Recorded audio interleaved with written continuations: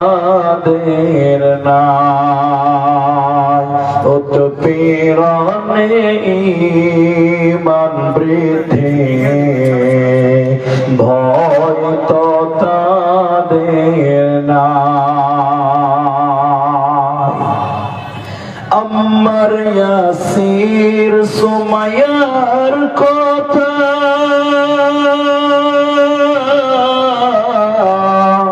বলতে লাগে দারুণ ব্যথা, ইমানের প্রেমে পাগল হয়ে আসলেন মদিনা।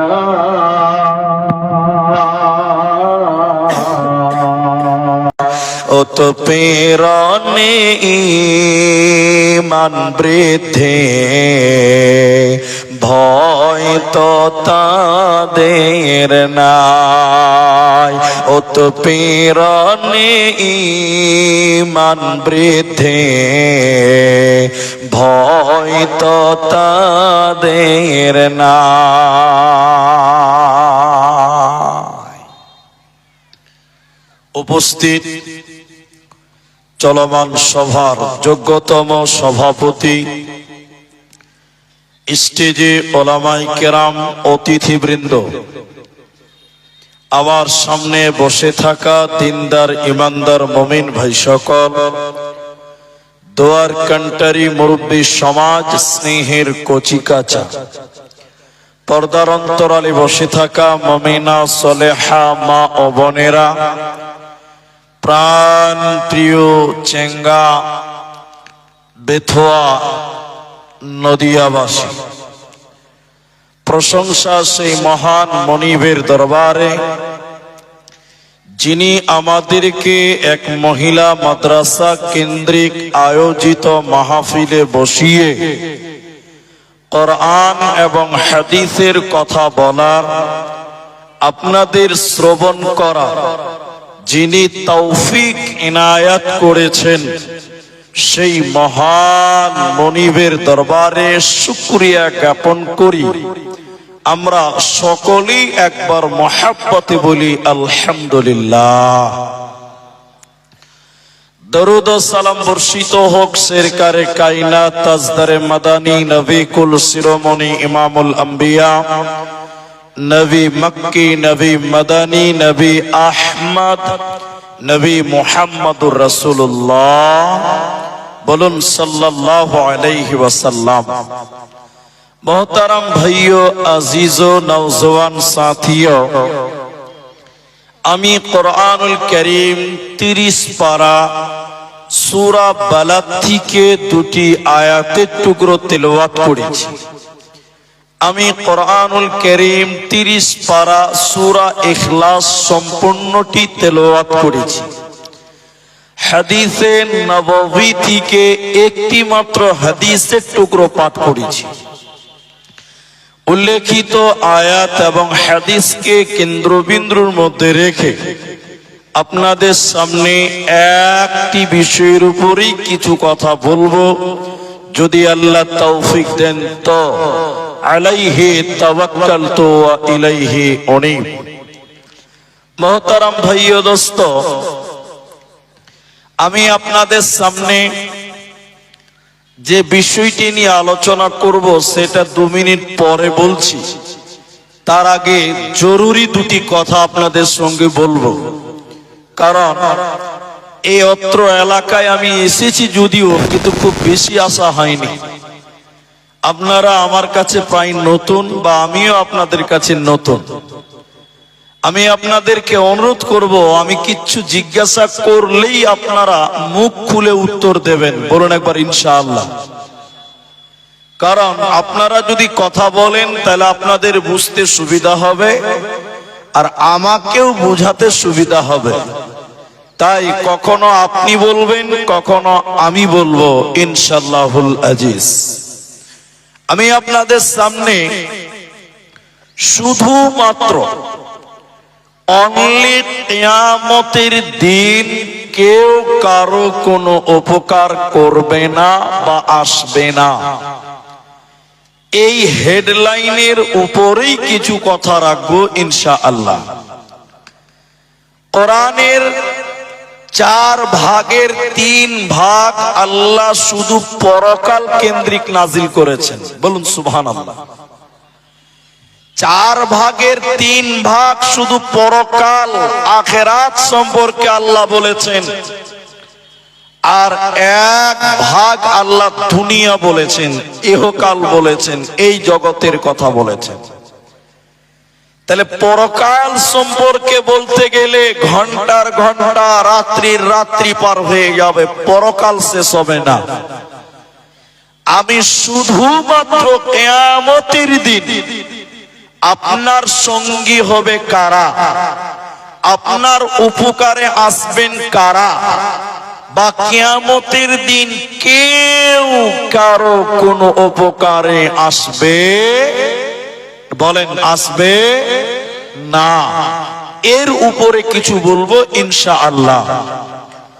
আপনারা যারা নামাজ পড়েন বা কোরআন মোটামুটি জানেন, তারা জানেন যে কোরআনে আয়াতুল কুরসি বলে একটা আয়াত আছে। একটু হেনা বলেন।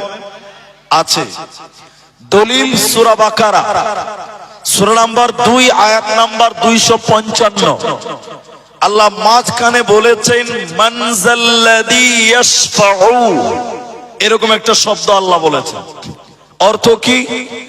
বলো তোমাদের জন্য কে সুপারিশ করবে, বলো কিয়ামতের দিন তোমাদের জন্য আল্লাহর কাছে কথা বলবে কে এমন আছে, তিনি বলো যে তোমাদের কঠিন বিপদ কিয়ামতের দিন আল্লাহর কাছে সুপারিশ করবে। একজন ব্যক্তি আল্লাহকে বলবেন, তিনি ছাড়া পৃথিবীর অন্য কেউ কিয়ামতের দিন আমাদের জন্য আল্লাহর সামনে কথা বলতে পারবে না।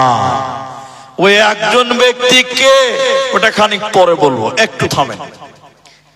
তাহলে পরিবেশটা কেমন হবে আপনি এটুকু বুঝেন, তাহলে বুঝাতে পারবো। এখন শীতের দিন সকালবেলা মানুষ চেয়ার নিয়ে রোদে বসে থাকে, মানে শীতের দিনে সকালের রোদ মানুষ বলে মিঠা লাগে, মানুষ বলে। কিন্তু বলেন গরমের দিনে কেউ রোদে যেতে পারবে, চাইবে? চাচাকে মুহাম্মাদুর রাসূলুল্লাহ তিনি বলেছেন কিয়ামতের দিনে এই সূর্যটা মানুষের মাথার এত উপরে থাকবে না, 1 মাইল উপরে চলে আসবে, 1 বিঘা উপরে চলে আসবে মানুষের মাথার। সূর্যের তাপে মানুষের মগজগুলি টকবক টকবক করে ফুটবে, সূর্যের তাপে মানুষদের শরীর বৃষ্টির মতন ঘামবে। কিয়ামতের দিন মানুষেরা পেরেশান হয়ে আদম আলাইহিস সালামের কাছে যাবেন, আব্বা জান আপনি আল্লাহকে বলে দেন আল্লাহ যেন বিচার তাড়াতাড়ি কমপ্লিট করে আমাদেরকে নাজাত দেয়, কিয়ামতের দিন সূর্যের তাপে সহ্য করতে পারি না। হযরতে আদম আলাইহিস সালাম তখন বলবেন না, আমি তোমাদের জন্য আল্লাহর সামনে কথা বলতে পারবো না। আজকে আল্লাহ এত রাগান্বিত হইয়া সালামের কাছে যাবে, হযরত ঈসা আলাইহিস সালামের কাছে যাবেন। হযরত ঈসা কিয়ামতের দিন বলবে না, আমি তোমাদের জন্য আল্লাহর সামনে বলতে পারবো না, কারণ লক্ষ লক্ষ ইহুদি, লক্ষ লক্ষ নাসারারা তারা আমাকে আল্লাহর পুত্র বলেছিল, তারা আমাকে আল্লাহর সন্তান বলেছিল। আমি জানি না আল্লাহ আমার সাথে কি ব্যবহার করবে, আমি জানি না আজকে আল্লাহ আমার সাথে কি আচরণ করবে। অতএব আমি নবী ঈসা তোমাদের কোন কাজে আসব না, আজকে তোমাদের জন্য সুপারিশ করতে পারবো না। ইমাম বুখারী আলাইহি রাহমাত তিনি বললেন, কুল্লু নবী, প্রত্যেক কিয়ামতের দিন বলবে ইয়া নফসি ইয়া নফসি ইয়া নফসি। নবী গুনেরা ওই কিয়ামতের দিন বাঁচাও, নিজেকে বাঁচাও, নিজেকে বাঁচাও, ইয়া নফসি ইয়া নফসি করবে। নবীদের যদি এরকম করুণ অবস্থা হয়, ওই নবীগণেরা আপনার আমার কোনো কাজে আসবে না। ওই কঠিন কিয়ামতের দিনে ওই নবীরা যদি নিজেকে নিয়ে পেরেশান হয়, তাহলে তারা আমাদের কোনো উপকার করবে না, করবে না। তাই আল্লাহ তাবারাক ওয়া তাআলা বলেন মান যাল্লাযী ইয়াশফাউ, বলো আল্লাহর কাছে তোমাদের জন্য কে সুপারিশ করবে? অন্য কোন নবী নয়, একমাত্র নবী মুহাম্মদুর রাসূলুল্লাহ সাল্লাল্লাহু আলাইহি ওয়াসাল্লাম। তিনি আল্লাহর সামনে কথা বলবে, অন্য কেউ কথা বলতে পারবে না। একমাত্র শুধুমাত্র নবী মুহাম্মদুর রাসূলুল্লাহ আল্লাহর সামনে তার অরিজিনাল উম্মতের জন্য সুপারিশ করবে। বাকি অন্য কোন নবী বা অন্য কোন লোক কিয়ামতের দিন আপনার আমার জন্য সুপারিশ করতে পারবে না। একমাত্র নবী মুহাম্মদ সাল্লাল্লাহু আলাইহি সাল্লাম, তিনি তার উম্মতের জন্য সুপারিশ করবে। কিন্তু এখানেও কনফিউজ আছে। নবীজি সুপারিশ করবে, তবে সবার জন্য করবেন না, তিনার অরিজিনাল উম্মতের জন্য নবীজি আল্লাহর কাছে অনুমতি নিয়ে সুপারিশ করবেন।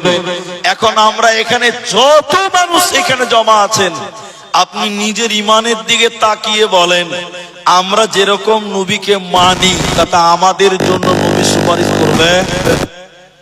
ধরে বলেন করবে? দেখেন আপনার ইমান কোন জায়গা থেকে গেছে। আপনি আমার দিকে দেখেন, আমি আপনাকে দুঃখ দেব না।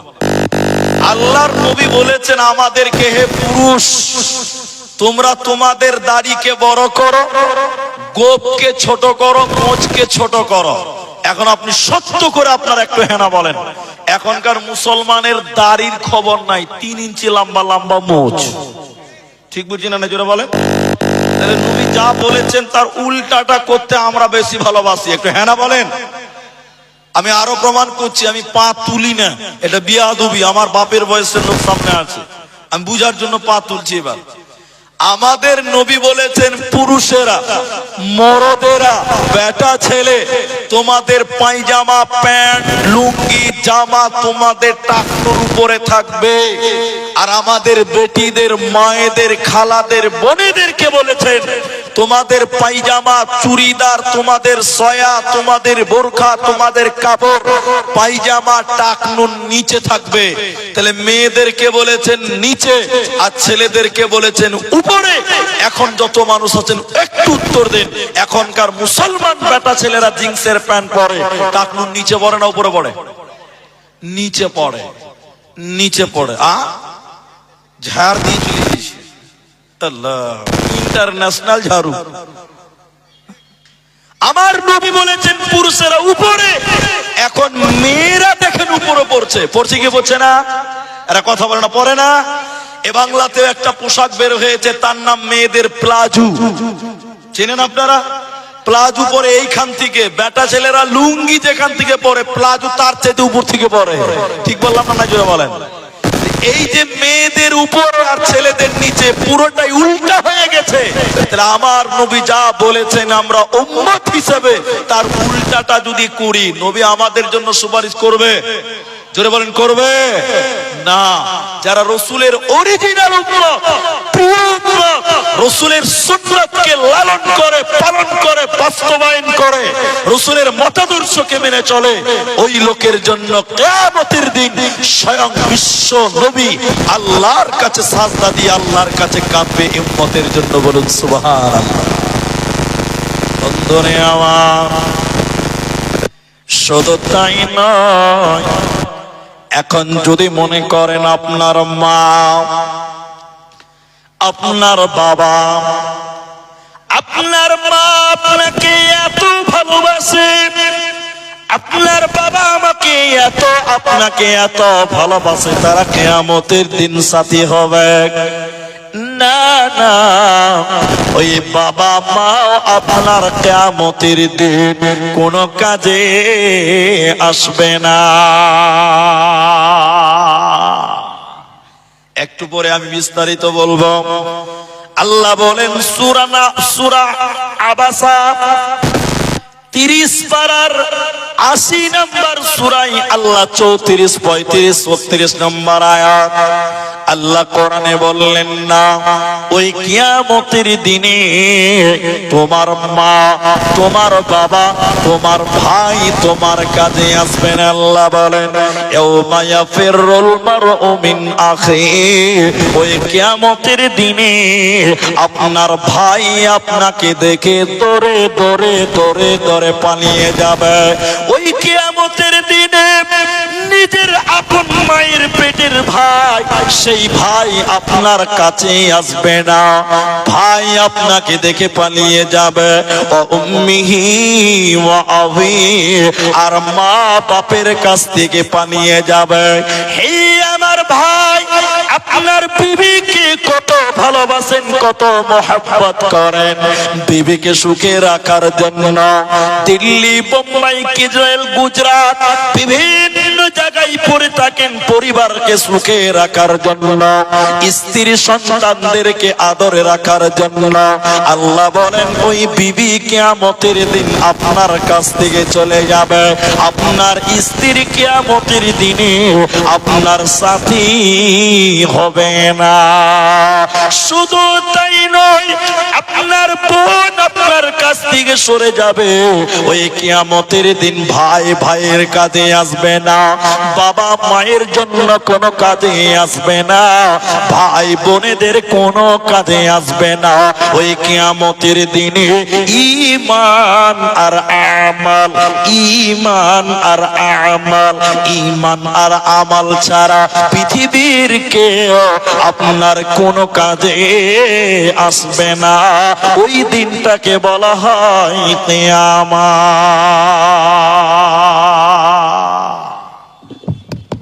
যারা এখানে আছেন আমার এই কথাটা শুনেন, খুব ভালো করে শুনবেন, আমি একটা একটু করে বলছি। এখন একদিন আল্লাহর নবী বাড়িতে ঢুকলেন, ঢুকে দেখছেন যে আয়েশা কাঁদছে। আমার দিকে লক্ষ্য করেন, আয়েশা কাঁদছে। আল্লাহর নবী দেখলেন যে আয়েশা কাঁদছে বাড়িতে, রাত্রি বেলা।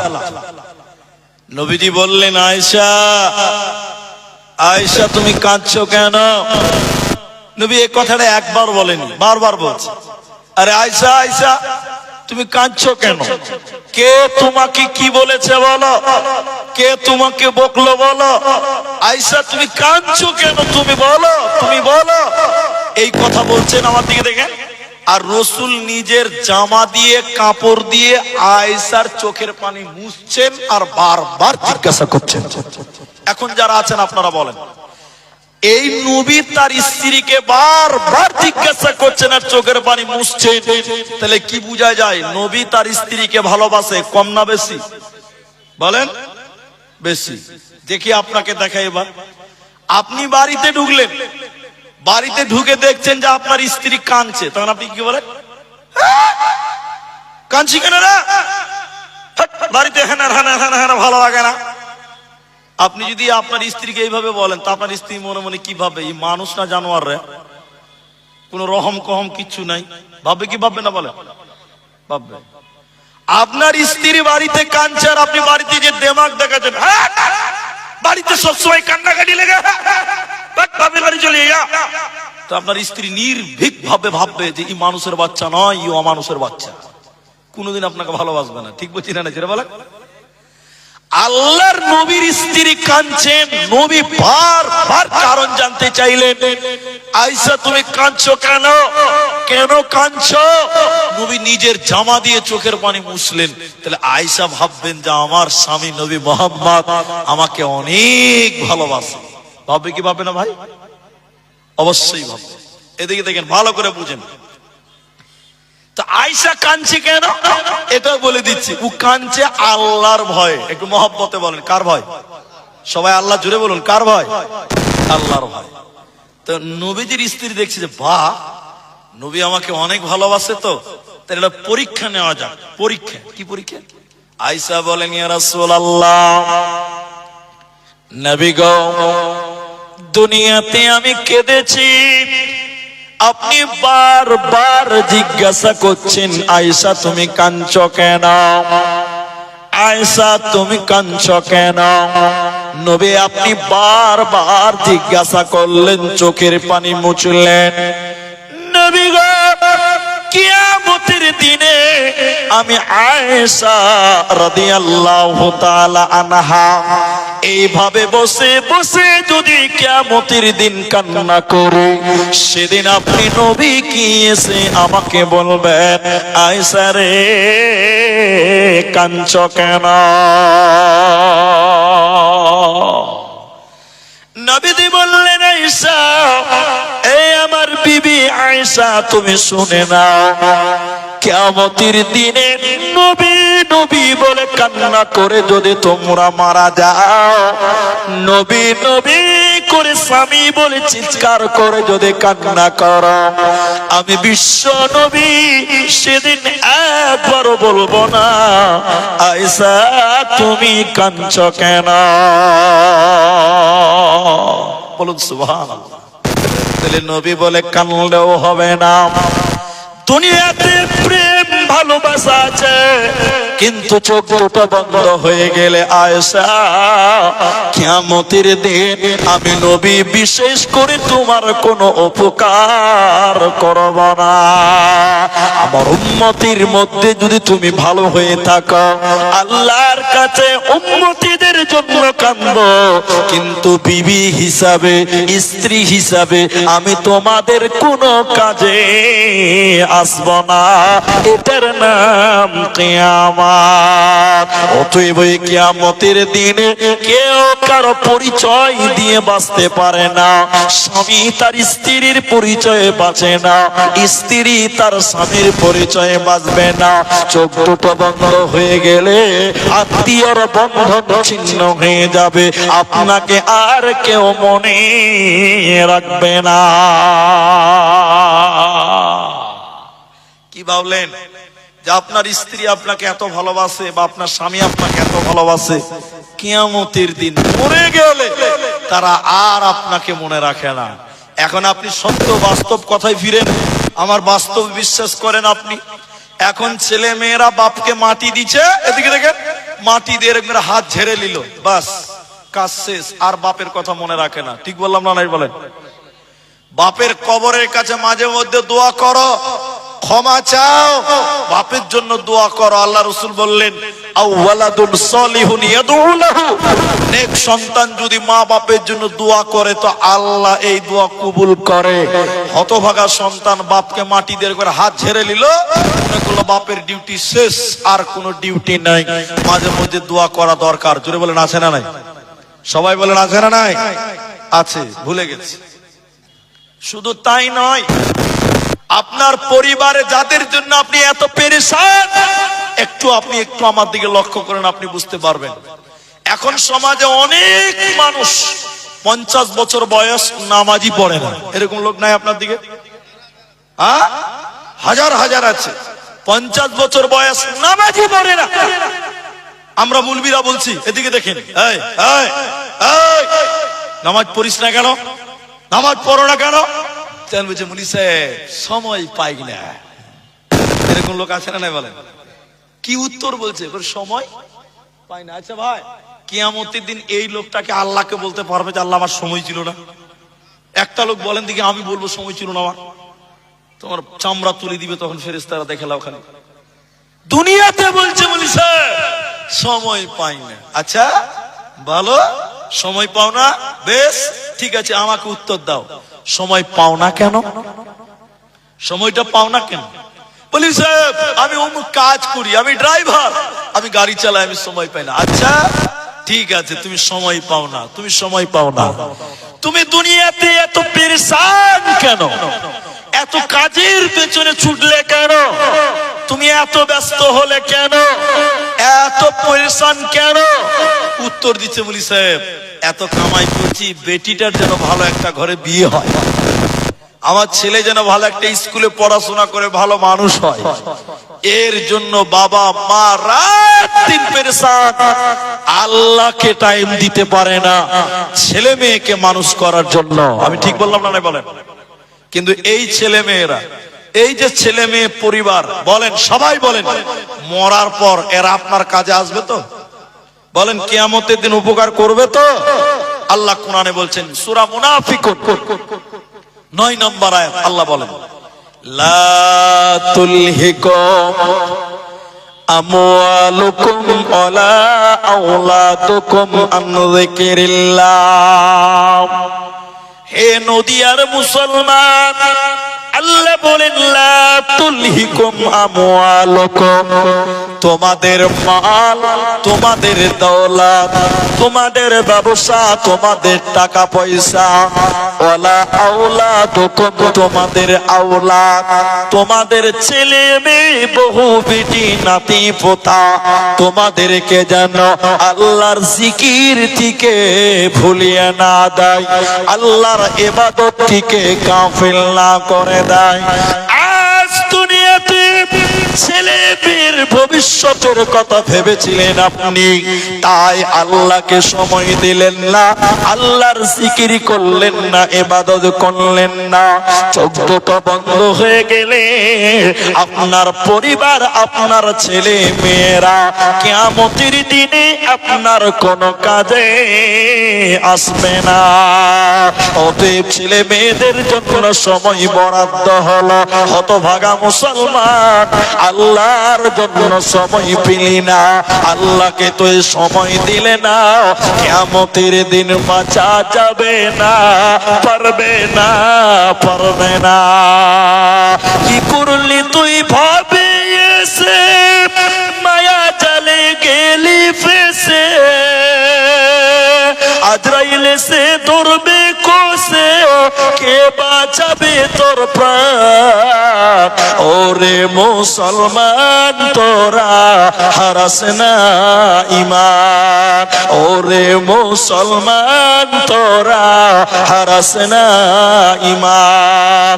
যদি করিস নামাজ রোজা, থাকবে না তোর পাপের বোঝা, যদি করিস নামাজ রোজা, থাকবে না তোর পাপের বোঝা, মরণকালে পাবি রে তুই জান্নাতি আদান।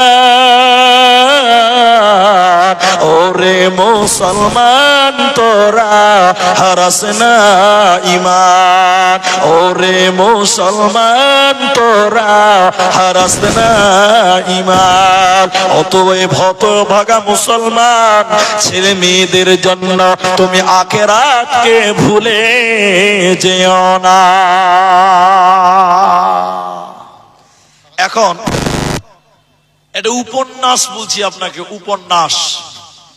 উপন্যাস মানে পৃথিবীতে ঘটেনি হয়তোবা, কিন্তু লেখকের কত পাওয়ার খালি আপনাকে দেখাচ্ছি, হুবহুব মিলবে, আপনি মিলিয়ে নেন। এইখান থেকে আপনি একটা জ্ঞান পাবেন, খুব মূল্যবান জ্ঞান। এটা উকিল ইন্টারন্যাশনাল মামলা লড়ে, মানে এক একটা উকিল, ওই উকিলটা এক একটা কেস ফাইল করবে, বেতন নিবে 5 লাখ টাকা। বলেন কত লাখ? দেশ বিদেশে উকালতি করে। আচ্ছা বলেন, উকিলটা ধনী না গরিব? বিশাল বড় লোক। দুটো ছেলে বাইরে থাকে, বিদেশে থাকে, আর উকিল আর ওর স্ত্রী থাকে এক শহরে, এক ফ্ল্যাটে, 5 তলা ফ্ল্যাট। বাড়ির গেটে দুটা নেপালি আছে, নেপালি মানে দারোয়ান, গেটম্যান, পাহারাদার। উকিল আর স্ত্রীকে নিয়ে এই ঠান্ডা রাত্রিতে ল্যাপের তলে শুয়ে আছে। এটা ভালো, এটা ইবাদত স্বামী স্ত্রীতে। তো স্বামী স্ত্রীতে ল্যাপের তলে শুয়ে আছে, আদর করছে, চুমা খাচ্ছে, মহব্বত করছে, এটা ভালো। হঠাৎ করে উকিলের পেট, বুক ব্যথা, যেই বুক ব্যথা ইসপিস করছে, শ্বাসকষ্ট হচ্ছে, বুক থরফর করছে, তখন ম্যাডাম স্ত্রী কি করবে দিশা পায় না। বাড়িতে ছেলে মেয়েও নাই, নেপালিরা গেটে আছে নিচে, একদম নিচতলা। এই করতে করতে করতে করতে উকিলটা মারা গেল। ভালো করে বুঝেন কথাটা, উকিলটা মারা গেল। ম্যাডাম তখন চিন্তা ভাবনা করে কিছু করতে না পেরে জানালাতে ডাকছে নেপালিকে, করে দারোয়ান। নিচ থেকে নেপালি বলছেন, জি ম্যাডাম। তোর সাহেব মারা গেল, এক্ষুনি তাড়াতাড়ি উপরে আয়। তো নেপালি তাড়াতাড়ি করে উপর তলায় গিয়ে দেখছি যে বেডে শুয়ে আছে, সাহেব মারা গেল। তখন ম্যাডাম বলছে, এই নেপালি, তাড়াতাড়ি তোর সাহেবকে ঘর থেকে বার কর, তোর সাহেব মরে এখন ভূত হয়ে গেছে, বেশিক্ষণ থাকলে ঘরেই থেকে যাবে, তাহলে এই ঘরে আমি আর ঘুমাতে পারবো না। কি বুঝলেন বলেন? এখন ম্যাডাম একটু আগে গলা ধরে শুয়েছিল, চুমা খাচ্ছিল, কত প্রেম ভালোবাসা, যেই মারা গেছে ওই ম্যাডাম বলছে তাড়াতাড়ি বের কর, আমার স্বামী মরে ভূত হয়ে ঘরে থেকে যাবে, আমি আর ঘরে ঘুমাতে পারবো না। তাহলে বলেন, চোখ বন্ধ হয়ে গেলে স্ত্রীও আর আপন থাকে? বলেন না। তা নেপালি বলছে যে ম্যাডাম, আমি তো 35 কেজি ওজন আর সাহেব হলো 103 কেজি ওজন, তো আমি কি আপনার ইচ্ছা করে নামাতে পারবো? ওর বাট্টা মানুষ। আমি তো 35 কেজি, আমরা দুজন 35 দুগুনি 70 কেজি, আর সাহেব একাই 103 কেজি ওজন, আমরা নামাতে পারবো না। ম্যাডাম বলছে তাড়াতাড়ি নামা, ভূত হয়ে গেছে ঘরে, আর আমি থাকতে পারবো না। কি করবে? কি করবে? কোনো কিল কেনারা না পেয়ে বলছে, ম্যাডাম বলছে দেখ ড্রয়িং রুমে দড়ি আছে, দড়ি নিয়ে আই, দড়ি। দড়ি নেপালি দড়ি নিয়েছে, সাহেবের পায়ে বেঁধে দুতলা থেকে টেনে ছিছড়িয়ে ছিছড়িয়ে নিচতলায় নামালো। অথচ দেখেন 20 মিনিট আগে এই সাহেব ওই ম্যাডামের গলা ধরে লেপের তলে কত আদর করছিল, চুমা খাচ্ছিল। একবার চিন্তা করে দেখেন, এই পৃথিবীতে যারা আপনার আপন হয়ে আছে, আপনার চোখ দুটো বন্ধ হয়ে গেলে তারা আর আপনার সঙ্গে হবে, কেউ কোনো কাজে আসবে না। হাদিস, ইব্রাহিম আলাইহিস সালাম জলিলুল কদর নবী ছিলেন। আপনারা জানেন তার আব্বার নাম, কেউ জানেন আপনারা? আজার। মাশাআল্লাহ। ইব্রাহিম আলাইহিস সালামের বাপের নাম আজার। মূর্তি বানাতেন, বিক্রি করতেন। আমার এই কথাটা শুনলে আপনার কিছু উপকার হবে। তো আমাদের গ্রামে, আপনাদের এলাকাতে বিভিন্ন হকার গ্রামে ঘুরে বেড়ায়। তো ইব্রাহিমের বাপ মূর্তি বানাতো আর গ্রামে গ্রামে ঘুরতো, মূর্তি নেবে যে মূর্তি আর কাজ বিক্রি করা। কথা বুঝতে পারলেন? ইব্রাহিম নবী একদিন তার আব্বাকে বললেন যে আব্বা, আপনি এই কাজ করিয়েন না, আল্লাহকে মানেন, আমি ইব্রাহিমকে মানেন, আল্লাহ আপনাকে জান্নাত দেবে। আমি সহজ করলাম, সহজ। ইব্রাহিমের বাপ আজার বলছে, বেটা ইব্রাহিম, যা বলেছো বলেছো, দ্বিতীয়বার আর বলবেন। অনেক কথাকে ছাটলাম, ঠিক আছে বলবেন না। কিয়ামতের দিনে, চলেন পরকাল, কিয়ামতের দিনে ইব্রাহিমের বাপ আজার ধুলোমলিন অবস্থা, ক্লান্ত অবস্থা, চিন্তিত অবস্থা, পাগলের মতন চেহারা, উস্কো উস্কো চুল, ক্লান্তি তার চেহারাতে রয়েছে। ইব্রাহিমের বাপ মনে হচ্ছে যে একটা পাগল চিন্তিত হয়ে দাঁড়িয়ে আছে। ইব্রাহিম আলাইহিস সালাম তার বাপকে যে বলছে, আব্বা, আব্বু, বুঝতে পারছেন কত জ্বালা? বলেন, কেউ যদি এইভাবে খোঁচা মারে তাহলে কলজাটা আরো গরম হবে। কি বলছেন, হবে না? কখন কিভাবে কথা বলতে হয় অনেক লোক জানে না। আমি হসপিটালে আছি আর আপনি আমাকে দেখে সালাম দিয়ে বলছেন, বলেছে ভালো আছে? হ্যাঁ, আমার বাপের বিহা লেগেছে, ওই জন্য ভালো আছে, হসপিটালে আছে। যে হসপিটালে আছে ও কেমন আছে এটা জিজ্ঞাসা করা দরকার আছে ভাই? করতে হবে না, পরিবেশ বুঝে নিতে হবে। তবে হসপিটালেও মানুষ ভালো থাকে, ওটা ক্ষেত্র আলাদা আছে। ইব্রাহিম আলাইহিস সালাম তার বাপকে যে বলছে, আব্বা, বুঝতে পারছেন কত জ্বালা? বুঝতে পারছেন কি পেরেশান তার বাপ? এবার কি বলছে দেখেন। ইব্রাহিম আলাইহিস সালামের বাপ আজার তখন বলবেন, বেটা, সব বুঝতে পারছি বেটা, এত জ্বালা, এত যন্ত্রণা, এরে বেটা, আজকে আমি ইব্রাহিম বলবে, আল্লাহ এ আব্বাজান, দুনিয়াতে আপনাকে বলেছিলাম আমাকে মানেন, আল্লাহকে মানেন, মূর্তি বানায়েন না, আল্লাহ আপনাকে জান্নাতে দেবে। আব্বাজান, আপনি আমার কথা দুনিয়ায় মানেন না। ইব্রাহিম আলাইহিস সালামের বাপ তখন বলবে, আসার তখন ইব্রাহিম নবীকে বলবে, ও বেটা ইব্রাহিম, তুমি শোনো, আজকে তুমি আমাকে যা বলবে, যেটা বলবে আমি ওটাই মানব। আচ্ছা আপনারা বলেন, কিয়ামতের দিন দুই রাকাত নফল নামাজ পড়ার সুযোগ পাওয়া যাবে? 1 টাকা দান, কোন ইবাদত আর কোন ইবাদত নাই। তো ইব্রাহিমের বাপ বলছে, ইব্রাহিম নবী শোনো, তুমি আমাকে এখন যা বলবে আমি তাই শুনবো। বলেন এখন শুনে কোনো লাভ হবে? ওই যে বাংলাতে বলে যে গাধা পানি খাওয়ার আগে নাকি পা দিয়ে আগে ঘোলা করে, ওই জন্য বলে গাধা পানি খেলো তো ঘোলা করেই খেলো। তো ইব্রাহিম নবীর বাপ ভালো হলো, কিন্তু টাইম মতো হলো না, অগতিক লাইনে বেশ সময়, খারাপ সময়, একদম কিয়ামতের মাঠে বলছে, বেটা ইব্রাহিম নবী তুমি যা বলবে এখন আমি তাই মানবো। কিন্তু বলেন এখন মেনেও আর কোনো লাভ হবে না। ইব্রাহিম নবী উকালতি করবেন। হযরত ইব্রাহিম আলাইহিস সালাম তখন আল্লাহকে বলবেন, আল্লাহ তুমি আমাকে ওয়াদা দিয়েছো, আমি ইব্রাহিম তোমাকে যা বলবো তুমি তাই মানবে। এ রব্বুল আলামিন, আমি ইব্রাহিম তোমার কাছে যা চাইবো তুমি তাই শুনবে, এটা আল্লাহর ওয়াদা। তখন ইব্রাহিম আলাইহিস সালাম বলবে, আল্লাহ আমি ইব্রাহিম জান্নাতে যাব আর আমার বাপ আসার জাহান্নাম যাবে, এটা বড্ড খারাপ লাগছে, ভালো লাগে না।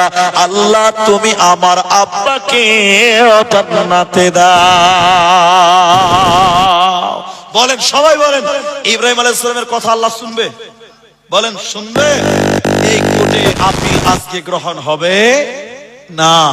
ইব্রাহিম আলাইহিস সালামকে আল্লাহ তখন বলবে, রে ইব্রাহিম তুমি শোনো, রে ইব্রাহিম নবী তুমি শুনে নাও, তুমি যা বলছো তোমার কথা ঠিক, আমি ইব্রাহিমকে ওয়াদা যা দিয়েছি আমার ওয়াদাও ঠিক, তুমি যেটা বলছো তোমার যুক্তিও ঠিক, তবে শুনে নাও আমি ওই রকম মানুষকে জান্নাতে দেব না, ওই রকম মানুষকে আমি জান্নাতে দেব না যে আমার নবী ইব্রাহিমকে মানে না। সে তোমার বাপ হোক চাই যে হোক না কেন, আজকে তোমার বাবাকেও আমি জান্নাতে দেব না, পাবে না, পাবে না। তাহলে ছেলে নবী হয়েছে অথচ কিয়ামতের দিন বাবাকে বাঁচাতে পারবে না। তাহলে কিয়ামতের দিন কেউ কারো পরিচয় দিয়ে বাঁচতে পারবে না। কিয়ামতের দিন নিজের ঈমান আর নিজের আমালের গতিতে বাঁচতে হবে, কাউর পরিচয় দিয়ে বাঁচা যাবে না, যাবে না। 29 পারা কোরআনে আরেক জায়গাতে আল্লাহ বলছেন,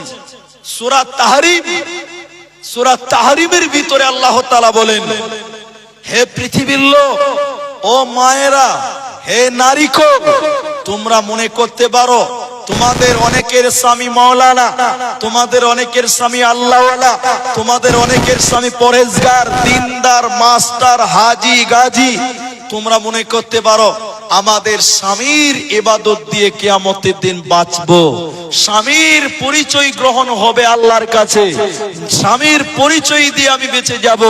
আল্লাহ সূরা তাহরিমের ভিতরে বলছেন, লা, না, স্বামীর নাম ধরে, স্বামীর পরিচয় বেঁচে, স্বামীর পরিচয় দিয়ে কিয়ামতের দিন কেউ বাঁচতে পারবে না। আল্লাহ কোরআনে বললেন, শোনো, দুইজন নবীর বিবি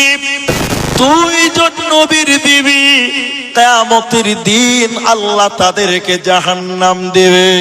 ওরা নবীর সংসার করেছিল, নবীর অধীনে তারা ছিল, নবীর অধীনে টাকার পরেও আল্লাহ ওই দুই নবীর বিবিকে জান্নাত দেবে না।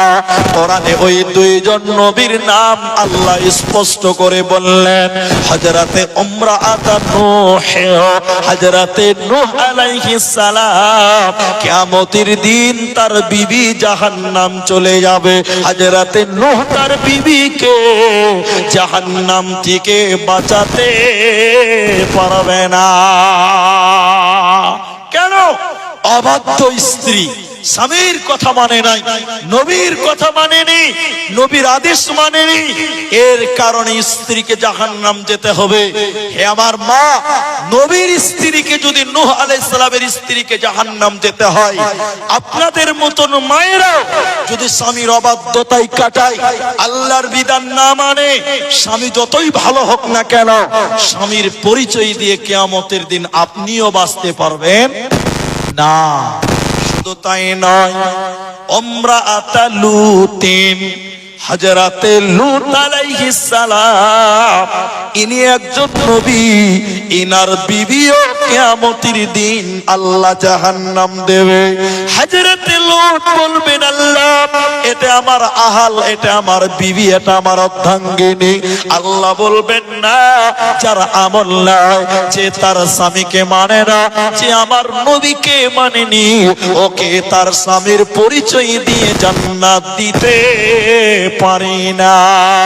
অতএব আল্লাহর কোর্টে কিয়ামতের দিনে পৃথিবীর কেউ, আপনার কোন সাধারণ মানুষ আপনার কাঁধে আসবে না। নিজের ঈমান আর আমল পেশ করতে হবে, আর রাসূলের আদর্শ লালন করা। বিশ্ব নবী কিয়ামতের দিন তোমাদের জন্য সুপারিশ করবে, অন্য কেউ কিয়ামতের দিন কাঁধে আসবে না। তাহলে আপন করব তো একজনকে করব, বলেন নবী মুহাম্মদুর রাসূলুল্লাহ সাল্লাল্লাহু আলাইহি সাল্লাম। আপন করবেন তো তিনাকেই করেন, মানবেন তো তিনাকেই মানেন, তার মতবাদকে মানেন, তার আদর্শকে লালন করেন। আজকে মুসলিম যুবকেরা অধপতন। আজকে মুসলিম যুবকদের অবস্থা দেখছেন, আল্লাহু আকবার, নামাজ নাই, সুন্নত নাই, দাড়ি নাই, সুন্নতের পোশাক নেই, চলাফেরাতে নোংরা, ব্যবহার পাতি নোংরা। নবীজির আদর্শ আজকের যুবকদের কাছে পাওয়া যায়। এই স্টেজে আসছিলাম আপনাদের এই বানাত মাদ্রাসা থেকে, আমার সঙ্গে আমার ভাই ছিলেন, আমাকে স্টেজে নিয়ে আসছিলেন। কত ছেলেরা দেখলাম, 2-4-5 জন ছেলেকে রাস্তার পাশে একা এই শীতে বসে বসে মোবাইল টিপছে, গেমস খেলছে, ভিডিও দেখছে। এত রাতে কুকুর ওরকম করে দাঁড়িয়ে থাকে না, এখনকার কিছু কিছু যুবকেরা ওইভাবে থাকে, ঠিক কিনা জোরে বলে? ঠিক বললাম না গো? এই লাল গোলা, ওই যে শেখ চলে গেল, ওনাদের ওই লাল গোলাতে জাকারিয়া এক ভাই, খামারপাড়া বলে একটা গ্রাম আছে লাল গোলা ব্লকে, ওইখানে জালসায় গেছি। বাপরে, রাত 2টা বাজে, রাত 2টার সময় স্টেজ থেকে নামলাম, রাত 2টা বাজে, নদীর ধারে গ্রাম, আল্লাহর কসম। চলে আসছি, দেখছি 4-5টা ছেলে, ভিডিও আছে আমাদের কাছে, 4-5টা ছেলে মোবাইল নিয়ে বলছে, মার মার মার মার মার মার মার মার মার। বলছি, কি হলো রে ভাই, চিল্লেছি কেন রে? তখন একজন বলছে, মুলি সাহেব ফ্রি ফায়ার খেলছে, এরা ফ্রি ফায়ার খেলছে।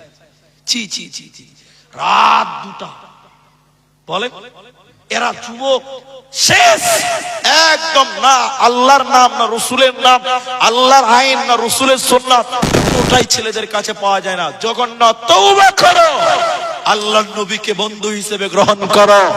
নবীজির শৈশব কৈশব, নবীজির নবুয়ত পাওয়ার আগে হিলফুল ফদল যে সংগঠন চালিয়েছিল, সেই মতবাদগুলো, সেই আদর্শগুলো তোমরাও লালন করো। এখনকার ছেলেদের ভিতরে বড়ই অভাব, রসুলের সুন্নতের বড়ই অভাব, বুঝতে পারা যাচ্ছে। কি বলছেন, যাচ্ছে কি যাচ্ছে না? আজকে কয় তারিখ ভাই? 23 তারিখ। এই দেখেন 7-8 দিন পরে আসবে হ্যাপি নিউ ইয়ার। আপনাদের এলাকার ছেলেরা কি করে আমি জানি না, করে এদিকে করে বক্স না, আল্লাহ আকবার। আমি মাইকম্যানের দোষ দিচ্ছি না, এই যে মাইকম্যান, আমি একে কিছু বলিনি। মাইকম্যান কোন দিকে আছে? আপনার এই বক্সের পাওয়ারটা একটু বাড়ান। আমি একে বলছি না, আমি আগেই মাপ চেয়ে নিয়েছি, এর কোনো দোষ নাই। এই বক্স গুলো জালসাতে আসলে বেশি আওয়াজ হয় না, কিন্তু যেদিন গানে যাবে দেখবেন মাটি শুদ্ধ থরথর করে কাঁপবে।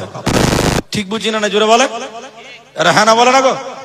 জালসাতে আওয়াজ নাই, আর মাইকে যখন জালসাতে যেতে গাড়িতে করে এত জোরে এক একটা বক্স বাজছে, গাড়ির ভিতরে গাড়ি শুদ্ধ থরথর থরথর করে কাঁপছে। এই যুবকেরা দেখবেন 31শে জানুয়ারি রাত 12টার পরে এই বক্সগুলো ভাড়া করে কে নদীর ধারে, কে ভুট্টার ভুঁই, কে আর কোথায়, সারা রাত গান বাজনা বাদ্যযন্ত্র নিয়ে নিয়ে হ্যাপি নিউ ইয়ার 2026 সালকে স্বাগতম জানাই। কি বলছেন, জানাই কি জানে না? বলেন আমার নবী এগুলো শিক্ষা দিয়েছে আপনাকে? ছি ছি ছি ছি ছি। নবীর সুন্নাত যদি লালন করো, আল্লাহ নবী বলছেন কিয়ামতের দিন আমি আমার অরিজিনাল উম্মতের জন্য আল্লাহর অনুমতিতে সুপারিশ করব। আল্লাহর অনুমতিতে নবীজি আল্লাহর কাছে বলবেন, আমার উম্মতদেরকে জান্নাত না দেওয়া পর্যন্ত, ক্ষমা না করা পর্যন্ত আমি মাথা উঠাবো না। নবীজি সাজদাতে পড়ে থাকবেন। আজকের মুসলমান যুবকেরা দেখেন কি অবস্থা হয়ে গেছে। কিয়ামতের দিন ওই বিচারের মাঠে বাঁচতে গেলে 3টি আমল করো। তোমার ছেলে মেয়ের প্রয়োজন হবে না, বন্ধু বান্ধব মা বাবার কিয়ামতের দিন দরকার হবে না। 3টি আমল যদি নদী 7, তাহলে 19 থেকে 7 বাদ গেলে কত থাকলো? 12। তাহলে এনআরসিটা আর ওরা বাদ গেছে 12 লাখ। বলো নারায়ে তাকবীর। তাহলে আমরা বাদ গেলাম কতটি ভাই? আল্লাহ। আজকে পশ্চিম বাংলায় এসআইআর হচ্ছে, তো আপনাকে লিখে দিব, লিখে আসেন দলিল। এসআইআর দরকার আছে। আমরা মুসলমান বাদ যাব 40টা, ওরা বাদ যাবে 60টা। বলবেন ইনশাআল্লাহ? ঠিক বলছেন না? যারা বলেন বেশিরভাগ এলাকার খবর দেখতে পাচ্ছি যাদের নাম উঠেনি তাদের 2002 সালে নাম ছিলই না। আর আমাদের আছে না নাই? যারা বলেন আছে না নাই? এই বাংলায় যদি এনআরসি হয়, আমার বিশ্বাস আছে আমাদের আসামের মতো মুসলমানদের কোনো প্রবলেম হবে না। মুসলমানদের সঙ্গে আছেন কে? আল্লাহ। আল্লাহ বললেন ওয়ালা তাহিনু ওয়ালা তাহজানু, তোমরা চিন্তা করো না, হতাশ হয়ো না, তোমাদের সঙ্গে বিজয় হবেই, তোমাদের বিজয় হবে। ওয়া আনতুমুল আ'লাউনা ইন কুনতুম মুমিনিন, যদি তোমরা মুমিন হতে পারো। তাহলে আমরা আল্লাহর উপরে ভরসা রাখবো। বলুন ইনশাআল্লাহ। যতই কোনো বিপদ আসুক না কেন, ফালিয়াবুদু রাব্ব হাদাল বাইত, আল্লাহর ঘরে পরিকাত নামাজ পড়ে 4টা সাজদা দিবেন আর আল্লাহকে বলবেন, আল্লাহ জালেম শাসক এই চক্রান্ত করছে, আল্লাহ তুমি রক্ষা করো। তোমাদের জন্য অন্য কোন নেতার দরকার নাই, আমাদের আল্লাহ আমাদের জন্য যথেষ্ট। বলুন ইনশাআল্লাহ। তাহলে কিয়ামতের দিন বাঁচতে গেলে এই ভরসা, এই ঈমান যে আমাদের জন্য আল্লাহ আছে, আল্লাহর উপরে ভরসা থাকবে যার, কিয়ামতের দিন আল্লাহ হবেন তার। বলুন সুবহানাল্লাহ। হাদিস আপনাকে শোনাই, নবী বললেন শোনো, কিয়ামতের দিনে কেউ তার আমল দিয়ে আল্লাহর জান্নাত যেতে পারবে না। আমল দিয়ে জান্নাত পাবে না। এরপরে নবী বললেন কেউ তার আমলের গুণে আল্লাহর জাহান্নাম থেকেও বাঁচতে পারবে না। এখানে একটা লোক বলেন যে আমি আমল দিয়ে জান্নাত যাব, পারবেন? কেন পারবেন না? আপনারা যা নেকি করেছেন গুনাহ তার চেয়ে বেশি করেছেন। ঠিক বলছি না? যে বলেন 100টা নেকি করেছেন, আল্লাহ বলছে জান্নাতে হচ্ছে। এরপরে 150টা গুনাহগার হয়ে আছে, আর 50টা টেনে ধরবে যে জাহান্নাম চল। তাহলে আমাদের নেকির চেয়ে আমাদের গুনাহ বেশি। এই জন্য নবী বলছেন নেকি দিয়ে জান্নাত হবে না, জাহান্নাম থেকেও বাঁচবে না। তাহলে বাঁচবো কি দিয়ে? নবী বললেন আল্লাহর দয়া দিয়ে। কি দিয়ে? আল্লাহর দয়া দিয়ে। সে দয়াটা কেমন? নবী বললেন আল্লাহর 100টি দয়া আছে। একটা দয়া মানুষকে দিয়েছে, একটা দয়া গরু ছাগল পশু প্রাণীদেরকে দিয়েছে, বাকি 99টি দয়া আল্লাহ নিজের কাছে রেখেছে। ওই দয়া দিয়ে কিয়ামতের দিন আল্লাহ মানুষকে মাফ করবে। আল্লাহর 99টা দয়া নিয়ে কিয়ামতের দিন বিচার করবে। হে মুসলমান, দুনিয়াতে আল্লাহর উপরে ভরসা করো আর আল্লাহকে বলো, আল্লাহ আমাদের আমলের কোনো পাওয়ার নাই, আল্লাহ তোমার 99টি দয়ার আশা, আল্লাহ তোমার উপরে ভরসা। তুমি যদি দয়া না করো, তুমি যদি আমাদেরকে দয়া না করো, আমরা আল্লাহর জান্নাত পাবো না। এই ভরসা দুনিয়াতে যে করবে, এই ভরসার উপরে যারা ঈমান রাখবে, অবিচল চলবে, আল্লাহর দয়ার আশা করবে, কিয়ামতের দিন তোমার বাবা মা আত্মীয় স্বজন সবাই পালিয়ে যেতে পারে, কিন্তু আল্লাহ তার বান্দাকে ছেড়ে দেবে না। আল্লাহ তার বান্দাকে দয়া করবে, কিয়ামতের দিন বেঁচে যাবে, কোনো চিন্তা হবে না। এই জন্য দুনিয়াতে আল্লাহর উপরে ভরসা করো। নাম্বার 2, কিয়ামতের দিন আপনার ছায়া হবে নামাজ, সালাত। আল্লাযীনা ইউকিমুনাস সালাত, যে লোক কিয়ামতের দিন বাঁচতে চাইবে, যে লোক কিয়ামতের দিন আল্লাহর রহমতের ছায়া নিতে চাইবে, যে লোক কিয়ামতের দিন জান্নাতি হতে চাইবে, ও দিনে 5 ওয়াক্তের নামাজ কায়েম করবে। 24 ঘন্টায় 5 বার আমি আল্লাহকে হাজিরা দেবে। ওই লোক কিয়ামতের দিন আল্লাহ ছায়া দেবে, আল্লাহ তাকে জান্নাতে দেবে, কোনো চিন্তা হবে না। তাহলে দিনে কবার হাজিরা দিব আল্লাহকে? বলেন 5 বার। কবার দিবেন? 24 ঘন্টায় কবার হয়? 5 বার। আমাকে পুলিশে ধরেছে, আমাকে জেলে পাঠিয়ে দিল, আমার বাড়ি থেকে উকিল টুকিল ধরে মামলাটা আবার খারাপ হয়েছে উকিল আদালতে। তো উকিল জজ সাহেব আমাকে এবার জামিন দিচ্ছে। জামিন কি বলছে জানেন? যে 50,000 টাকা জরিমানা, আগে 50,000 টাকা জমা করো, 1 নাম্বার শর্ত। 2, মাসের 15 তারিখে, প্রত্যেক মাসের 15 তারিখে কোর্টে এসে সশরীরে হাজিরা দাও। এই দুটো শর্ত মানতে পারলে তোমাকে জামিন দেওয়া হবে। আমি মোটামুটি বললাম। আল্লাহ বলছেন, হে লোক, তোমাদের বাড়ি হলো জান্নাত। আমাদের বাড়ি কোথায়? জান্নাত। আমার আদম, আমার বাবার বাড়ি কোথায়? জান্নাত, জান্নাতুল ফিরদাউস। তো বাপের বাড়ি যদি জান্নাত হয়, আমাদের বাড়ি জান্নাত। আল্লাহ বলছেন, তোদের বাড়ি জান্নাত। দুনিয়া নামক জেলখানা, দুনিয়া উসিজুল মুমিন, মুমিনদের জন্য দুনিয়া জেলখানা। এই জেলখানায় রেখেছে। আল্লাহ বলছেন, এই জেলখানা থেকে মুক্তি চাইছিস, তোদেরকে দুটো শর্তে আমি জামিন দিব, জান্নাত দিব। শর্ত কি? 5 বার দিনে 24 ঘন্টায় 5 বার আমার আদালতে, আমার ঘরে, মসজিদে এসে তোমরা হাজিরা দাও। বলুন সুবহানাল্লাহ। দিনে 5 বার নামাজ পড়ো, 5 ওয়াক্ত নামাজ পড়বেন। এই নামাজ কাল কিয়ামতের দিন আপনার সঙ্গী হবে, আপনার সাথী হবে। কিয়ামতের দিন আপনার নামাজ আপনাকে জান্নাতি বানিয়ে দিবে। বলুন সুবহানাল্লাহ। নাম্বার 3, ওমিম্মা রাযাকনাহুম ইউনফিকুন। এই কথাটা শুনেন, যিনি পুরুষ মানুষ আছেন, আমার এই কথাটা না শুনে কেউ আর যাবেন না। অনেক লোক চলে গেছেন। যেটি মানুষ আছেন, আমি আপনাদের, এটা মাদ্রাসার জালসা, আমি আপনাদের কাছে জোর করে কিছু নিতে পারবো না। আপনাদের বিনয়ের সঙ্গে বলবো, আর আমি একটু মুসাফির, আমি একটু দোয়া দিব। আমার এই কথাটা শুধু শুনবেন। আল্লাহ 3 নাম্বার আমল বললেন, ওমিম্মা রাযাকনাহুম ইউনফিকুন। আমি আল্লাহ তোমাদেরকে যা রিজিক দিয়েছি, ওই রিজিক থেকে তোমরা ব্যয় করো। এই কথাটা আপনারা মানতে পারবেন কিনা জানি না।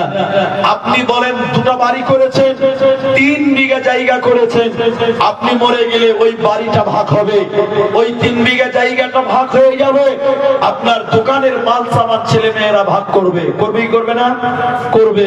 কিন্তু আপনি এই মহিলা মাদ্রাসা বা যে কোনো আল্লাহর রাস্তায় যদি আপনি 10 টাকা দান করে যান, এই দান ছেলে মেয়েরা ভাগ করতে পারবে? বলেন পারবে না। আপনার বাড়ি আপনার ভাগ হবে, আপনার সংসার আপনার ছেলে মেয়েরা ভাগ করে নেবে, আপনার জমি জমা ভাগ করবে।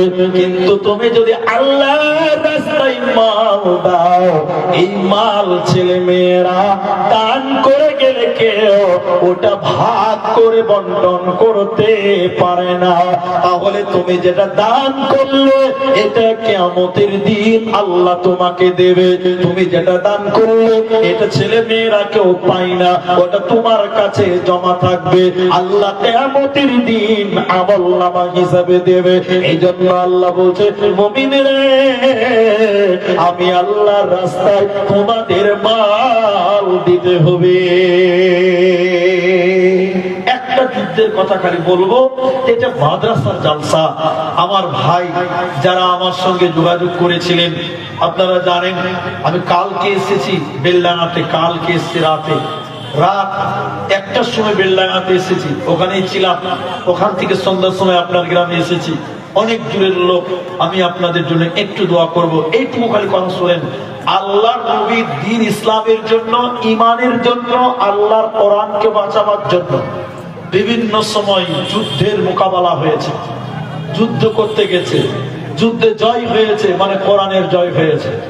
এই যুদ্ধগুলো পরিচালনা করার জন্য শুধু হাত আর পায়ের দরকার ছিল না, কখনো অস্ত্রের দরকার, কখনো খাবারের দরকার, কখনো টাকার দরকার হয়েছে। আল্লাহর নবী বলেছিলেন এক জিহাদে যাওয়ার পূর্বে, হে লোক সকল, তোমাদের যার কাছে যা আছে ঈমানকে বাঁচাবার জন্য, কোরআনকে বাঁচাবার জন্য তোমরা দান করো। এই দান তোমাদের কাল কিয়ামতের দিন আল্লাহ দিবে। সেদিন সাহাবীরা কেউ বলেছিলেন, আল্লাহর নবী আমার যা মাল আছে তার অর্ধেক দিয়ে দিলাম। কেউ বলেছিলেন, আল্লাহর নবী আমার যা মাল আছে তার 3 ভাগ দিয়ে দিলাম। হযরত ওমর বলেছিলেন, আল্লাহর নবী আবু বকর যা দান করবে আমি তার চেয়ে বেশি দান করব, আবু বকরকে হারিয়ে দিব। সেদিন আবু বকর দান করলেন। নবী বললেন, আবু বকর তুমি কি দিলে? আবু বকর বলেছিলেন, আল্লাহর নবী আমার বাড়িতে আল্লাহকে এবং আল্লাহর নবীকে বাড়িতে রেখে আমার বাড়িতে যা ছিল আমি সব দান করলাম আল্লাহর রাস্তায়, এর বদলা আমি কিয়ামতের দিন পাবো। তাহলে সাহাবীরা নিজের সয় সম্পত্তি সব দান করেছেন। কেউ কেউ কেউ কেউ আল্লাহর এই দ্বীনকে বাঁচাবার জন্য, কোরআনকে বাঁচাবার জন্য নিজের জীবন পর্যন্ত দিয়ে চলে গেছে। আমি আপনাদেরকে বলবো, আপনাদের মা বাপ মরে গেছে, আমি বলছিলাম ওই মা বাপের জন্য একটু দোয়া করবেন। করব, বলুন ইনশাআল্লাহ, বলুন ইনশাআল্লাহ। তাহলে মা বাপের জন্য মাঝে মধ্যে দোয়া করবেন, বলুন ইনশাআল্লাহ। 2, ওই মা বাপের জন্য দান করবেন। কেন? নবী বললেন, কেউ যদি মৃত্যু মানুষের জন্য দান করে সঙ্গে সঙ্গে আল্লাহ কবরের শাস্তি বন্ধ করে দেয়। বলুন সুবহানাল্লাহ। আপনার বাবা কবরে আছে, মা কবরে আছে, হয়তো কোনো বিপদে আছে, আপনি যদি এখন 1 টাকা দেন, 1 টাকা দেন, দান 1 টাকাও দান, 1 লক্ষ টাকাও দান, আপনি যদি 1000 টাকা দেন, 1 টাকা দেন, যে আমার বাপের জন্য দিলাম, আমার মায়ের জন্য দিলাম, বিশ্ব নবী বলছেন সঙ্গে সঙ্গে কবর শাস্তি আল্লাহ তখনই বন্ধ করবেন। বলুন সুবহানাল্লাহ। তাই মা বাপের জন্য প্রথমে দোয়া করবেন, 2 নম্বর মা বাপের জন্য দান করবেন। আমার এই মাদ্রাসা, আপনাদের এই মাদ্রাসা মেয়েদের মাদ্রাসা। আপনারা জানেন মহিলা মাদ্রাসায় খরচ বেশি হয় ছেলেদের মাদ্রাসার চেয়েও। ওই মাদ্রাসাটার জন্য নিজের বাবার নামে, নিজের মায়ের নামে যদি কেউ বলেন যে মাওলানা আমার বাবা মারা গেছে, আমার মা মারা গেছে, আমি আমার মায়ের জন্য এই মাদ্রাসায় 5000 টাকা দেব। কেউ যদি বলেন আমার মা আমাকে দুধ পান করিয়েছে, পেটে ধারণ করেছে, আমার মা আজকে বেঁচে নেই, ওই মায়ের জন্য আমি 10,000 টাকা দিব, 5,000 টাকা দিব। একটা মায়ের ছেলে বলেন, একজন মায়ের পাগল সন্তান, বাপের যোগ্য বেটা, একজন 5,000 টাকা বলেন, আমি আপনার মায়ের জন্য, আপনার বাবার জন্য একটু দোয়া করব।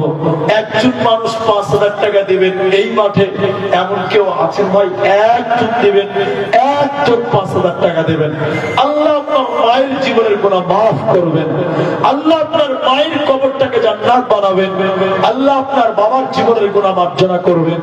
ভাই একটা লোককেও দিবেন 5,000 টাকা দেনেওয়ালা, এখন না পারলে পরে দিবেন, যেভাবেই পারেন। একটা লোক শুধু নামটা বলেন, আমি তার জন্য প্রথম দোয়া করব। আপনার মা আপনার পায়খানা সাফ করেছেন, পেশাব সাফ করেছেন, দুধ পান করিয়েছে, পেটে ধারণ করেছে, ওই মায়ের ঋণ, ওই মায়ের দুধের ঋণ শোধ করতে পারবেন না, ওই মায়ের জন্য 5,000 টাকা। ভাই একটা লোক কেউ হাত দেখাতে পারবেন না ভাই? আল্লাহু আকবার। নদিয়ার মানুষ, এই এলাকা অনেক বড় এলাকা, আপনাদের এই মাদ্রাসাটা কায়েম, এই মাদ্রাসাকে কায়েম এবং এই কোরআনকে বরকরার রাখার জন্য আপনাদের দানের হাত প্রশস্ত করতে হবে। আমি একজন চাইলাম 5,000 টাকা, একজন। দেখি কে আছে।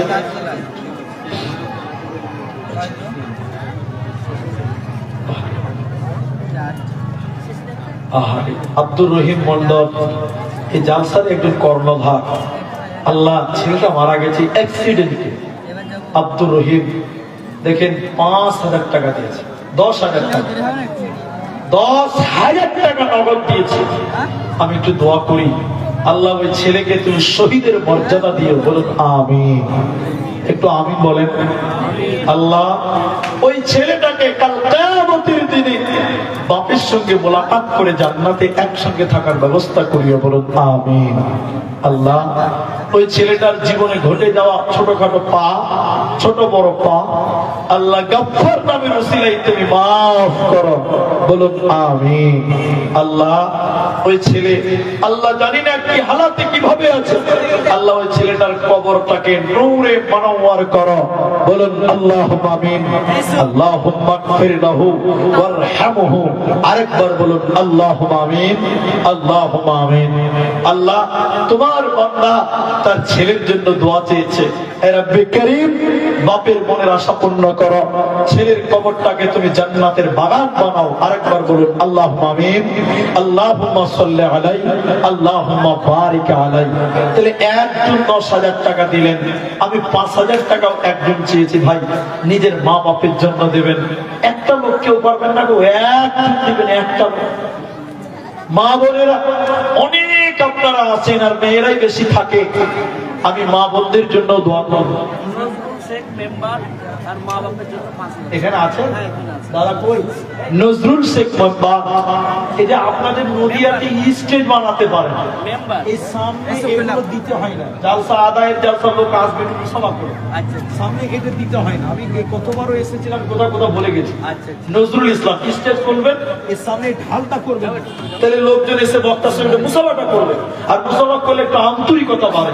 এটা করবেন না এরপর থেকে, যেটা আদায়ের জালসা, ইনশাআল্লাহ আল্লাহ কবুল করুন। নজরুল ইসলাম, আহারে কত সুন্দর নাম। মা বাপের জন্য দোয়া আছে, 5,000 টাকা। একবার তাকবীর দেন, নারে তাকবীর। আল্লাহ মা বাপ জানি না কিভাবে কোন হালাতে আছে, আর রব্বে করিম মা বাপের জীবনের সাগীরা কাবীরা গুনাহ তুমি মাফ করো, বলুন আমিন। আল্লাহ তাআলা নজরুল ভাইয়ের কামায়ের রুজিতে তুমি বরকত দাও, বলুন আমিন। আল্লাহ মা বাপের কবরটাকে জান্নাতের বাগান বানাও, কবরটাকে প্রশস্ত করো। আল্লাহুম্মা গফির লাহু ওয়ারহামহু ওয়াসাব্বিতহু, সকলে বলেন আমিন, আমিন সুম্মা আমিন। আল্লাহ, আমার মায়েরা, আমার বোনেরা, আপনাদের প্যান্ডেলে এই মাদ্রাসার ছাত্রীরা যাবে, মুর্শিদাবাদ, মালদা, দিনাজপুরের মেয়েরা সোনা গয়না দান করে। আমি জানি না নদিয়ার মা বোনেরা সোনা গয়না দিতে পারে কিনা, নবীর যুগের মেয়েরা সোনা গয়না দিত। আমার মায়েরা, আপনারা 2,000, 1,000, 5,000, 100, 200, 500 সোনা গয়না যদি পারেন সুন্নতি দান, আমার মায়েরা আপনারাও দিয়ে পাঠান, আমি আপনাদের জন্য দোয়া করব। তাহলে একজন 5,000, একজন 10,000 হলো। আলহামদুলিল্লাহ, 5 জন লোক যারা চলে যাবেন, আমি দোয়া দিব, দোয়া নিয়ে যাবেন, দোয়াটা শুধু নিয়ে যান। এটা মাদ্রাসার জালসা, তাই আপনাদের কাছে একটু হাত বাড়ালাম। আপনারা দেন বলেই মাদ্রাসাগুলো চলে, আপনারা তাই দানের হাত প্রশস্ত করবেন। তাহলে 5,000 একজন হলো, 10,000 হলো। আমার মায়েরা আপনারাও কিছু দেন। আর আপনাদের ভিতরে কেউ যদি 1,000 টাকা দিতে চান, কমসে কম 5 জন লোক, কমসে কম 5 জন ব্যক্তি নিজের মায়ের জন্য, নিজের বাবার জন্য 1,000 করে দেন। 5টা লোক আমি দোয়া দিব, আপনারা দোয়া নিয়ে বাড়ি যাবেন ইনশাআল্লাহ।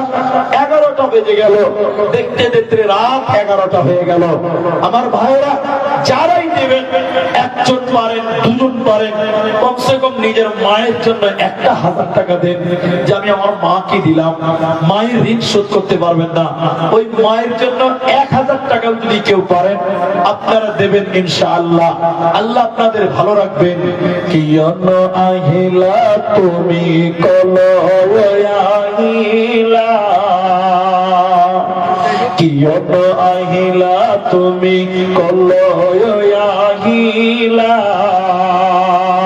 পলক পলকে মারি তুমি কোতে যে লৌকাইলা।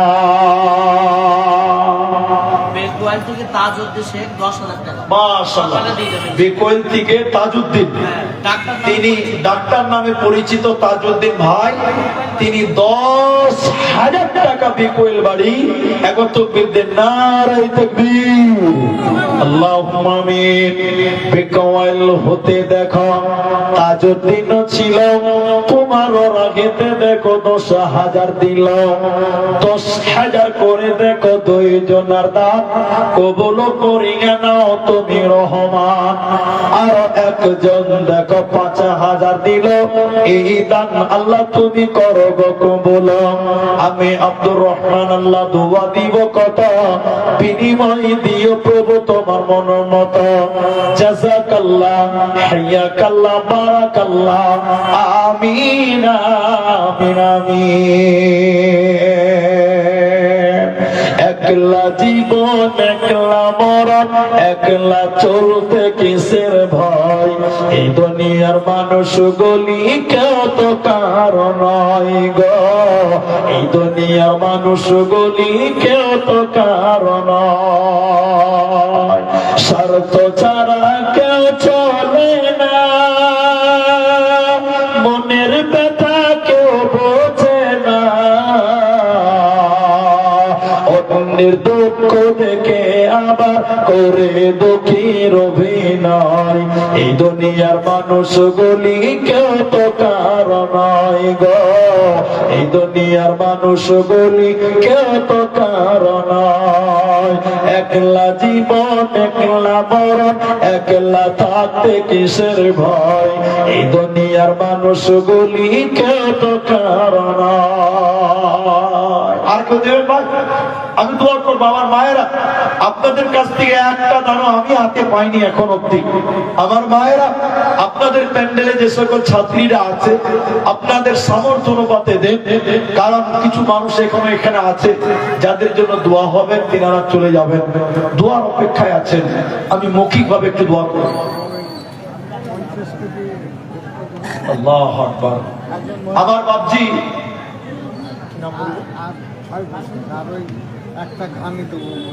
সয়ফুল শেখ, একটু লিখে দিবেন। সয়ফুল আমার বাপজি, তিনি 50 কিলো ভুট্টা আর একটা ঘানি না কি বলছে, ঘানিটা কি বুঝতে পারি না, আচ্ছা সরিষা, আচ্ছা মাশাআল্লাহ। আল্লাহ তুমি ফসলা দিতে বরকত দাও, একটু বলুন আমি। বরকতের মালিক আল্লাহ। আল্লাহ আমার বাপজির মনের আশাকে তুমি পূর্ণ করো, বলুন আমিন। আল্লাহ বাবা মা দাদু দাদি যারা পরকালে চলে গেছে, কবরে চলে গেছে, আল্লাহ তোমার কাছে চলে গেছে, আল্লাহ তুমি তাদেরকে মাফ করো, বলুন আমিন। আল্লাহুম্মা গফির লাহু ওয়ারহামহু, বলুন আল্লাহুম্মা। আল্লাহ।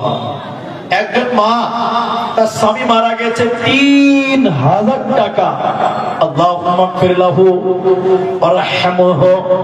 স্বামীর কারণে দেখো 3,000 দান কবুল করিয়া নাও তুমি মেহেরবান। আমি আব্দুর রহমান আল্লাহ দোয়া দিব কত, মাফ করে দিও প্রভু তোমার মনোমত। স্বামী জানাই দেখো দুনিয়া মাঝার, উদ্ধার করিয়া নিও কবর মাঝার। সাগীরা কাবীরা গুনাহ মাফ করে দেবে, জান্নাতের ভিতরে ঘর বানাবে।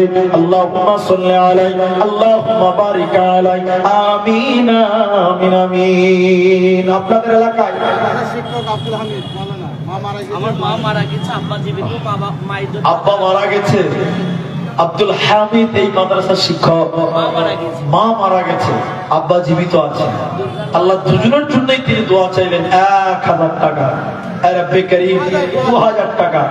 এ রব্বে করিম ছেলে হাফেজে পড়ছে। আল্লাহ বাবা মা দুজন, আল্লাহ একজন দুনিয়াতে আছে, একজন মারা গেছে।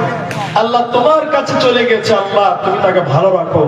আল্লাহ কবরে তুমি ভালো রাখিও, কবরের শাস্তিকে মার্জনা করো, বলুন আমিন। আল্লাহ বেঁচে আছেন একজন, আল্লাহ আব্বা বেঁচে আছে, এ রব্বে করিম বাবাকে ঈমান আমালে সহি সালামতে রাখো, বলুন আমিন। ছেলে শিক্ষা অর্জন করছে, আল্লাহ হাফেজ হচ্ছে, আল্লাহ ছেলেকে দ্বীনের খাদেম বলে তুমি কবুল করো, ছেলের ইলম তুমি বাড়িয়ে দাও, বলুন আমিন। আল্লাহুম্মা সাল্লি আলাইহি আল্লাহুম্মা বারিক আলাইহি। আমারও ভাই আব্দুল হামিদ মাদ্রাসার কারণে 2000 টাকা দিল তোমার রাহেতে, এই দান কবুল করো তুমি দয়ামতে, যে আশাতে যে নিয়তে করে আছে দান, উদ্দেশ্য পূরণ করো তুমি রহমান, আমিন আমিন আমিন। আপনাদের এলাকায় ভুট্টা হচ্ছে দেখলাম, যদি কেউ ভুট্টা দেখাতে চান যে 1 মণ বা 50 কিলো বা 1 কুইন্টাল ভুট্টা আপনারা লাগাচ্ছেন, তো আপনারা দেন, লিখিয়ে দেন, যখন ভুট্টা কাটবেন তখন দেবেন। বিশ্বাস করেন আল্লাহ আপনার ওই জমিতে বরকত দেবে। আল্লাহর রাস্তায় দিলে আল্লাহ ঠকাই না। তাই আপনারা যদি কেউ মনে করেন যে 20 কেজি 50 কিলো 1 কুইন্টাল 1 মণ ভুট্টা দিব, তো লিখিয়ে দিবেন ইনশাআল্লাহ। যারা দিলেন আমি তাদের জন্য দোয়া করি, যারা দিলেন না আমি তাদের জন্য দোয়া করি, আল্লাহ যেন তাদের দেওয়ার তৌফিক দেয়। আমাদের মাঝে অনেকে আজকে নাই, এই মাদ্রাসা আল্লাহ তুমি কবুল করো, আমরা দোয়া করি। তাহলে 1000 করে চাইলাম, 1000 টাকাও 2-1 দিলেন, 5000 দিলেন, 10000 দিলেন, 2000 দিলেন, 3000ও আপনারা দিয়েছেন। জাযাকাল্লাহ, হাইয়াকাল্লাহ, বারাকাল্লাহ। এখানে কোরআন মাজিদ নাই, স্টেজ কোরআন মাজিদ আছে ভাই? একটা কোরআন মাজিদ দেন তো আমাকে। আরে পেছনে আছে। এখানে অনেক কোরআন আছে, একটা কোরআন না। এখানে অল্প মানুষ, মাঠটা বেশ আলহামদুলিল্লাহ ভালো। এইখানে একটা আমি দাবি করব, আমার আপনার কে রাখবেন আমি জানি না। এই কিতাবটার নাম হলো কোরআন। এটা এত দামি, এত দামি সভ্য, বিশ্বাস করেন এর মতন মূল্যবান জিনিস পৃথিবীতে আর হবে না। এত দামি কিতাব এই কোরআন। এই কোরআন যদি কিনতে যান বাজারে 500 টাকা নেবে। ভাই এখানে যারা আছেন আমার মা এবং ভাইরা, একটা কোরআনের দাম দিবেন 500 টাকা। আল্লাহকে বলবেন, আল্লাহ তোমার রাহে কোরআন চেয়েছিল, কোরআনের দাম চেয়েছিল, আমি একটা কোরআনের দাম দিয়েছিলাম, আমার কাছে আছেন, যিনি দিবেন আমার কাছে আছেন, 500 টাকা একটা কোরআনের দাম দিবেন। কোরআনের দাম কেউ নাই গো, একটা কোরআনের দাম দিবেন 500 টাকা। আল্লাহু আকবার। এর চাইতে দামি জিনিস আসমানের নিচে আর হবে না। এত মূল্যবান কিতাব এই কোরআন। এই কোরআনের জন্য 500 টাকা আমাকে দিয়েছেন একজন, হ্যাঁ একজন বেনামি একজন 500 টাকা দিলেন একটা কোরআনের দাম। আল্লাহ এই কোরআনের মহব্বতে, আল্লাহ এই কোরআনের মহব্বতে তিনি কোরআনের দাম দিল একটা 500 টাকা। আল্লাহ কোরআন কাল কিয়ামতের দিন জান্নাতের কারণ করে নিয়ে, বলুন আমিন। ভাইজান একটা কোরআনের দাম চেয়েছি একটা করে, আর কেউ পারবেন না যে একটা কোরআন আমিও দিলাম। একটা কোরআন কিনতে গেলে 500 টাকা নেই, ভালো কোরআন। ওই কোরআনের দামটা আজকে মাদ্রাসায় দেবেন আমার ভাইয়েরা, আমার মায়েরা। একটা দিলেন, আর কেউ নাই গো বাবা, একটা কোরআন আমিও দিলাম। আল্লাহর কালাম এত মূল্যবান কিতাব, মাত্র 500 টাকা। আপনি এখন না পারলে পরে দেন, নাম বলেন, যদি না পারেন ফোন পেতে দেন, তাও আচ্ছা হাফেজ আলাউদ্দিন সাহেব তিনি 500 টাকা বলছেন। হাফেজ আলাউদ্দিন, হাফেজ আলাউদ্দিন তিনি 500 টাকা একটা কোরআন। হালকা দেখে। আচ্ছা বোনের জন্য মায়ের জন্য দোয়া চাইলেন। আর আমার সেলিম ভাই তিনি দিলেন 2টে কোরআনের দাম, তাহলে একটা দুটো আর ইনি দুটো, 4টা কোরআন হলো। নারায়ে তাকবীর। আর একটা কোরআন দেন, 5 পারা হয়ে যাবে। 10টা হয়ে যাবে। আরেকটা পারা কোরআন দেন, আরেকটা পারা দেন, দেখি 5 পারা পূর্ণ হচ্ছে কিনা। 4 পারা হয়ে গেল। 500 টাকা চেয়েছি, এখানে এমন লোক একাই 5 পারা দিতে পারবেন ইনশাআল্লাহ এখনো আছেন। আমি 4 পারা, 1 পারা কোরআন 500 টাকা, 4 পারা পেলাম। 5ম নম্বরটা কে দিবেন? আমার মা জননীরা, যদি আপনারা থাকেন আপনারাও দেন ইনশাআল্লাহ। আরেকজন চলে এসেছেন, আলহামদুলিল্লাহ। মতিউর শেখ, আলহামদুলিল্লাহ 5 নাম্বার পারা হলো। এই দেখেন কি নাম? বেনামিতে 6 পারা, 6 পারা কোরআন, আলহামদুলিল্লাহ। 5 পারা চাইলাম, দেখেন 6 পারা হলো। তাহলে আর 2 পারা দিলে 8 পারা হবে। জান্নাতের 8টা দরজা আছে। জান্নাতের দরজা কটা? 8টা। 6টা হয়ে গেল। আর 2টো দিবেন না? আর 2টো দিলে আলহামদুলিল্লাহ 8টা জান্নাতের দরজা পূর্ণ হয়ে যাবে। আপনারাই পারবেন ইনশাআল্লাহ। যদি কোনো মা 6 নম্বরটা হয়ে গেল, 7 আর 8